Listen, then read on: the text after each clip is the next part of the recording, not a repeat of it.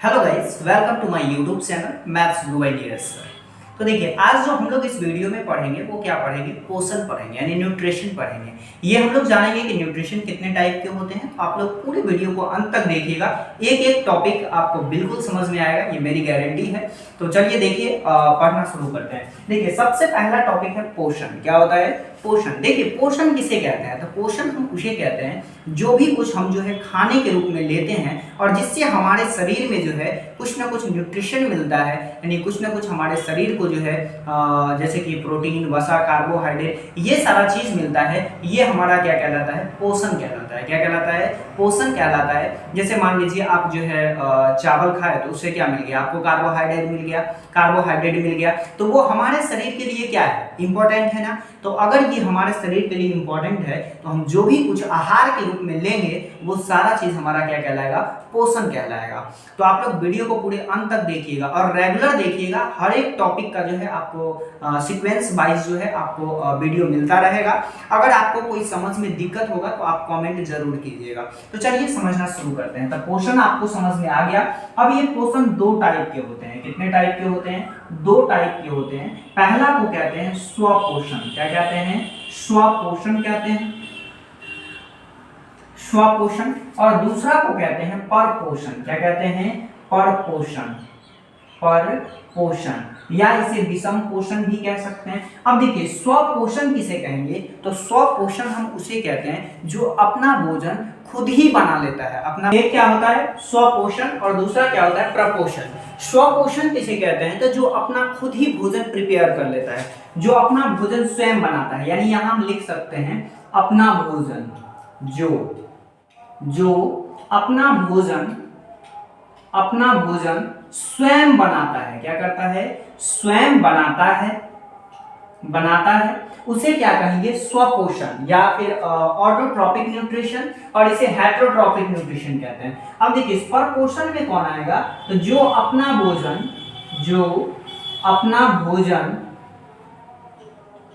स्वयं न बनाकर दूसरे जीव पे, किस पे निर्भर रहेगा? दूसरे जीव पर, या तो वो अस्थायी रूप से हो सकता है या फिर अस्थायी, जीव पर अस्थायी या अस्थायी रूप से निर्भर होता है। क्या होता है? निर्भर होता है। उसे हम लोग क्या कहते हैं? तो उसे कहते हैं प्रपोषण। अब समझते हैं कि स्वपोषण में कौन कौन आएगा। तो देखिए, स्वपोषण में जो हमारा आएगा वो पेड़ पौधा आएगा। क्या आएगा? पेड़ पौधा। आप जैसे कि देखेंगे, पेड़ पौधा जो है खुद ही भोजन बना लेता है। ये हम डिटेल में पढ़ाएंगे इधर, तब आपको हम बताएंगे।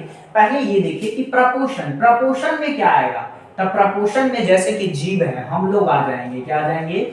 जीव आ जाएंगे। सभी जीव जंतु हो जाएगा, जिसमें से आपका मनुष्य हो जाएगा और भी जानवर हो जाएगा। जितने भी जीव है ना, ये सभी के सभी किस में आ जाएंगे? प्रपोषण में। या तो वो फिर अस्थायी रूप से निर्भर होता है या फिर अस्थायी रूप से, अस्थायी रूप से या अस्थायी रूप से। जैसे देखिए कि हम लोग जो है भोजन के लिए किस पे डिपेंडेंट है? पेड़ पौधे पे डिपेंडेंट है। कि जब तक पेड़ पौधा जो है फलेगा नहीं, जिससे फल नहीं मिलेगा, तो हम लोग कैसे खाएंगे? नहीं खाएंगे ना। तो हम लोग किस पे डिपेंडेंट है? पेड़ पौधे पे डिपेंडेंट है। लेकिन पेड़ पौधा क्या किसी पे डिपेंडेंट है? नहीं है। अब देखते हैं पेड़ पौधे पेड़ पौधे को जो है भोजन बनाने के लिए किन किन चीजों की उपस्थिति चाहिए? तो पेड़ पौधे को भोजन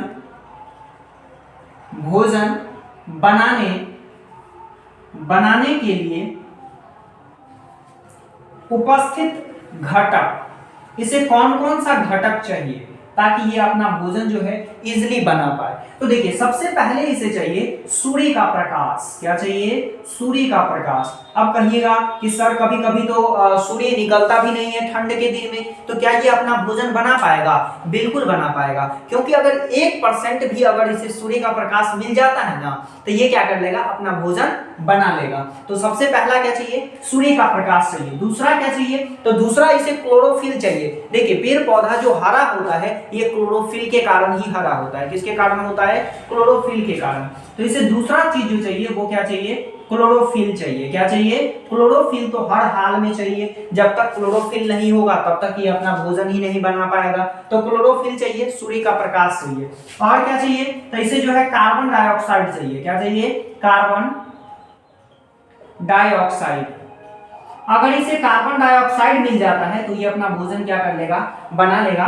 और तीसरा क्या चाहिए? चौथा, तो चौथा जो है इसे खनिज लवण चाहिए। क्या चाहिए? खनिज लवण। खनिज लवण और जल तो चाहिए ही चाहिए। अगर ये चार चीज इसे मिल जाता है ना तो ये अपना भोजन क्या कर लेगा? बना लेगा। अब देखिए, अगर इसका आप प्रयोग करना चाहते हैं, चेक करना चाहते हैं कि कैसे इसे हम चेक करेंगे, तो सबसे पहले आपको क्या करना है कि 2 पौधा लेना है। कितने पौधे लेने हैं? 2 पौधे लेने हैं, जिसमें से एक को जो है आपको सूर्य के प्रकाश, जहां पर काफी ज्यादा प्रकाश आता है वहां पे आपको लगा देना है। और एक को कहां लगाना है? तो एक को आपको कमरे के अंदर लगा देना है, यानी रूम में लगा देना है। आप देखिएगा कि कुछ समय बाद जो है आपको दिखेगा कि जैसे आप जो है सूर्य के प्रकाश में लगाए थे, बाहर लगाए थे, वो आपका बहुत ज्यादा विकास करेगा। लेकिन जो आप घर में लगाए हैं वो धीरे धीरे जो है उसका विकास रुक जाएगा और धीरे धीरे वो पीला होकर के डेड हो जाएगा, वो मर जाएगा। तो इससे हमें स्पष्ट होता है कि जिसे भी प्रकाश जो है काफी अधिक मात्रा में मिलेगा वो आपका पौधा जो है क्या होगा? बहुत ज्यादा ग्रो करेगा। तो इससे अगर ये 4 चीज मिल जाता है तो पेड़ पौधा अपना भोजन क्या कर लेगा? बना लेगा। अब देखिए, पेड़ पौधा जो भोजन बनाता है उसे हम लोग कहते हैं प्रकाश संश्लेषण। क्या कहते हैं? प्रकाश संश्लेषण या फोटोसिंथेसिस कहते हैं। तो यहाँ पे हम लोग देखते हैं कि फोटोसिंथेसिस की क्रिया में कौन कौन सा जो है अहम रोल होगा और इसका फार्मूला क्या होता है, जिसका फार्मूला बार बार पूछ लिया जाता है कि इसका फार्मूला क्या होता है, काफी अधिक पूछता है। देखिए, प्रकाश संश्लेषण किसे कहेंगे?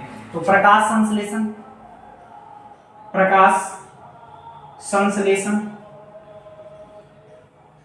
देखिए प्रकाश संश्लेषण का डिफिनेशन आप कई तरीका से दे सकते हैं। ऐसा भी कह सकते हैं कि पेड़ पौधा जिस माध्यम या जिस विधि के द्वारा जो है अपना भोजन निर्माण करता है या भोजन बनाता है, उस प्रक्रिया को हम लोग क्या कहते हैं? प्रकाश संश्लेषण कहते हैं। या ऐसे भी कह सकते हैं क्लोरोफिल, सूर्य का प्रकाश, क्लोरोफिल, कार्बन डाइऑक्साइड और जल की उपस्थिति में जब पेड़ पौधा अपना भोजन बनाता है तो इस प्रक्रिया को क्या कहते हैं? प्रकाश संश्लेषण कहते हैं। तो यहाँ पे हम लिख देते हैं, जब पेड़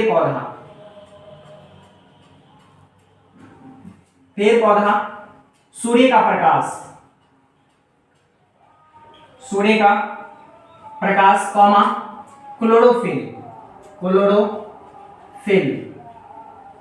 कॉमा खनिज लवण तथा कार्बन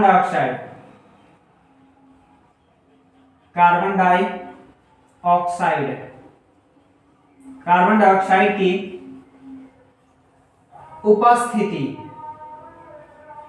उपस्थिति में जिस प्रक्रिया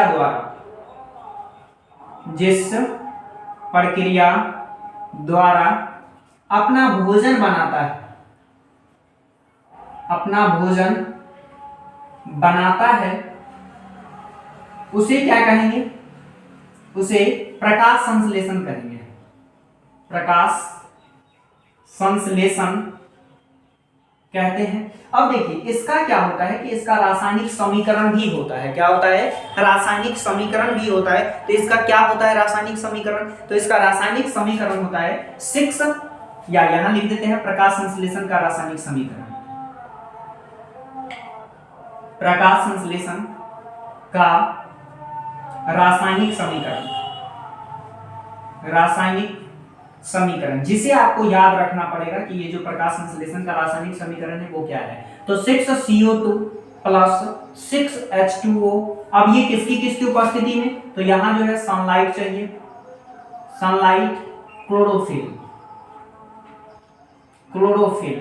अगर ये सारा चीज मिल जाता है तो ये क्या बना लेगा? C6H12 O6 बनाएगा और प्लस में बाहर किसे निकालेगा। तो ये क्वेश्चन काफी ज्यादा पूछता है कि प्रकाश संश्लेषण की क्रिया के दौरान जो है उत्पाद के रूप में क्या निकालता है। तो उत्पाद के रूप में जो है ये आपका ऑक्सीजन निकालता है। क्या निकालता है? ऑक्सीजन निकालता है, जो 6O2 क्या हो जाएगा 6O2। ये क्या है? तो ये ग्लूकोज है। क्या है? ये ग्लूकोज है। तो ये बनाता क्या है भोजन के रूप में? तो भोजन के रूप में ये ग्लूकोज को बनाता है। किसे बनाता है?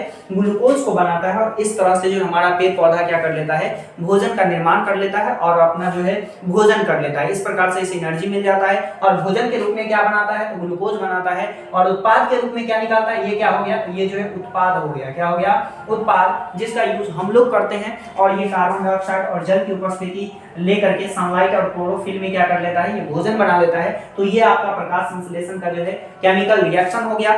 तो आज इस वीडियो में हम इतना ही रहने देते हैं। आई होप ये वीडियो आपको अच्छा लगा होगा। अगर वीडियो अच्छा लगा तो वीडियो को लाइक कर दीजिए, चैनल को सब्सक्राइब कर दीजिए और रेगुलर जो है आपको वीडियो मिलता रहेगा। तो कल जो है हम लोग पाचन तंत्र को देखेंगे, तो आप लोग रेगुलर रहिएगा। तो चलिए आज के लिए इतना ही रहने दीजिए।